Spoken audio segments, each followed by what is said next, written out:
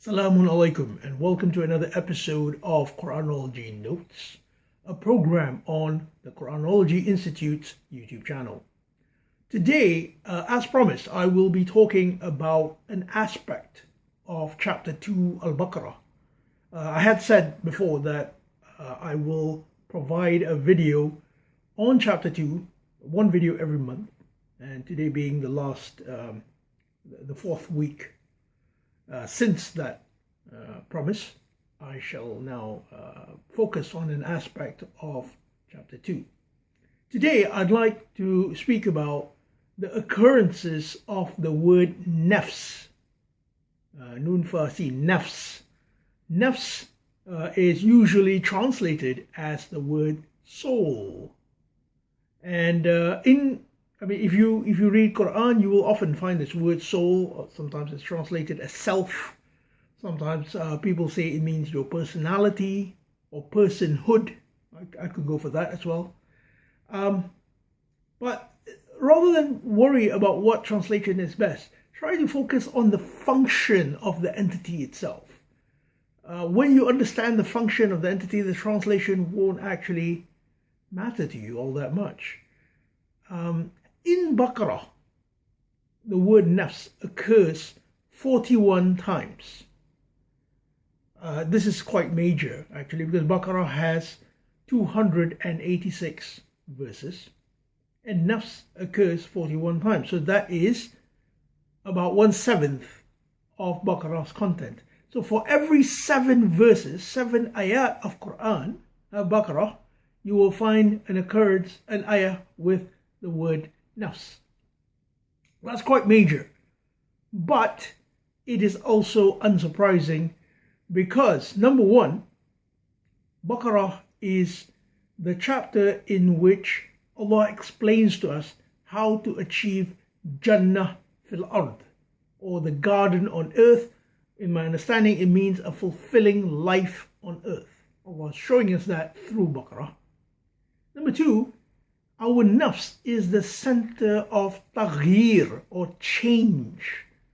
If you please look at chapter 8, Al-Anfal, verse 53, and Ar-Ra'd, verse 11, Allah tells us, in my understanding, nothing will change for you unless you change what is in your nafs. So this term, in your nafs, the contents of your nafs, ma anfusikum, what is, ma fi anfusikum, sorry, that is a very crucial aspect of the study of nafs. So your nafs has contents in it. But that is nafs in general. What about nafs in Baqarah? I think the most intriguing part of this study is to see the beginning, the first occurrence of the word nafs, and the last 2 occurrences. There's a reason why I say last 2 instead of last, and you'll see in a minute. If you open chapter 2, verse 8, so Al-Baqarah, verse 8, the first one, verse 8 says, يخادعون الله والذين آمنوا وما يخادعون إلا أنفسهم وما يشعرون. So يخادعون الله, they are attempting to deceive Allah and those who have believed. Believed in what? Believed in the Alif Lam Mim, if you look at the context. وما يخادعون إلا أنفسهم, and they do not deceive except their anfus. Their plural of nafs is anfus, their souls. وَمَا يَشْعُرُونَ, and they do not perceive. Can you see the relationship between nafs and shu'ur, which is to perceive? The nafs is the center of perception. That's why in another place, you can look for it, it says, كُلُّ نَفْسٍ ضَائِقَةُ الْمَوْتِ. There's somewhere towards the end of chapter 3. I'm sorry I don't have the reference for you. I can look it up and put it on the annotations. كُلُّ نَفْسٍ ضَائِقَةُ الْمَوْتِ. Every nafs shall taste ضَائِقَةُ maut, al-maut, death. You see, so the nafs is your center of human experience. And here, يُخَادِعُونَ اللَّهَ وَالَّذِينَ آمَنُوا. They attempt to deceive Allah, but they do not. They deceive except themselves. So you have fooled yourself, if you like. That is the beginning of nafs, where you have created a delusion, a delusionary world, and you say, okay, well, this is my reality. Why? How have you created this delusionary world? By ignoring alif lam mim, ignoring questioning, ignoring focusing, and ignoring enacting. Think about it. I mean, if you tell yourself, okay, you know what? I'm a very fit person, very healthy. And you leave it at that. You don't test it or anything like that. You don't question it. Then you can fool yourself. But if you question, you ask yourself, what does it mean to be fit? What's my blood pressure? What's my blood sugar? Etc. etc. That's questioning. And then you focus on your health. You look at your diet. You look at your exercise routine. And then you enact. You time yourself running 100 meters if you survive that. A little joke there, sorry. If you enact alif lam mim, you cannot continue to deceive yourself. Reality will come in and will give you a rude awakening, right? So there you go. That is the beginning where you fool yourself. Now we look at the end. And I said two occurrences for one reason. In the last three verses of Al-Baqarah, verses 284 and 286, the word nafs are in them. Why? Because, as I said, Al-Baqarah is to create that fulfilling state on earth. Allah is showing you that that fulfilling state cannot come unless your nafs is fully aligned with the universal laws which Allah has set on you. So let me just pull that up. It's not so easy because it's quite long.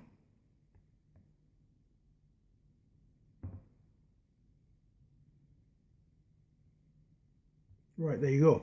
Right. So this is 284. Lillahi ma fi samawati wal ard. To Allah belongs whatever is in the skies and the earth. Wa in tubdu ma fi anfusikum. And whatever you show from within yourselves, أو تخفوه, or you hide it, يحاسبكم به الله. Allah will judge you with it or bring you to account for it. فيغفر لمن يشاء ويعذب من يشاء. So whatever is in your soul, Allah will give you the yaghfir. Yaghfir is maghfirah, protection, divine protection, or adhab. He will yu'adhib. He will give you adhab or punish you with it. So it is your soul which determines the reaction of universal law towards you. And Allah is telling you why that is the case. And the ayah ends, Wallahu ala kulli shay'in qadir. And He is over all things potentializing. He infuses potential within you. So your nafs can contain that potential, and it is up to you to realize that potential. Verse 285 thus speaks about iman or conviction, and you have iman in Allah and the angels and the writs of Allah, the kutub, the rusul, who are the messengers, and وَالْمَلَائِكَةِ وَكُتُبِهِ وَرُسُولِهِ, and you have the belief in these things, and they will bring you, and towards the end of the ayah it says غُفْرَانَكَ رَبَّنَا. غُفْرَانَكَ رَبَّنَا, that the divine protection of our Lord. غُفْرَانَكَ, your protection, رَبَّنَا, our Lord. So Allah is telling you basically, by getting this iman within you, then you will have that maghfirah. 286, the closing of the last occurrences of nafs. لا يكلف الله نفسا. Allah does not burden a soul إلا وسعها, except what it can be burdened with, or what it can carry. You see? So here Allah is telling you how your soul is as a matter of condition. And if you look back it relates again to Iman, what is in your soul, and the Maghfirah. So basically what we have here is an instruction on how to develop your soul. And Baqarah ends with this. Now can you imagine? Allah is giving you the project towards attaining the garden on earth. And He ends it with you, your soul. So thus your soul is the pivot, if you like. In physics you will call it the fulcrum of change. And these are not the only occurrences. You have 41 occurrences of nafs in Baqarah. It includes Moses saying to his people, "Faqtulu anfusikum," or neutralize your souls. For example, in chapter 2, verse 54. It tells you, "La tajzi nafsun an nafsin shay'a." The soul will not burden, no soul will avail another. That's verses 48 and verse 1 to 3. And then you have وَإِذَا قَتَلْتُمْ نَفْسًا, when you have killed a soul. This is verse 72, talking to Bani Israel, which I understand to mean them neutralizing or removing the soul from their consideration. And after that, 2 verses later, Allah says, قَصَتْ قُلُوبِهِمْ. Their hearts became hard. You see? So Allah is explaining to you the science of the soul. And nowhere is it more prominent than in Baqarah. So with that, I really ran over the time now, but I hope that you will go to the link provided below, corpus.quran.com. I will give you the link to the direct occurrences of the nafs. Have a look at how it appears in Baqarah and notice the flow, the ups and downs, the cyclical changes. And you will see that this is a remarkable science, and it's there right in chapter 2. Thank you very much for viewing this video, and I hope to see you again soon.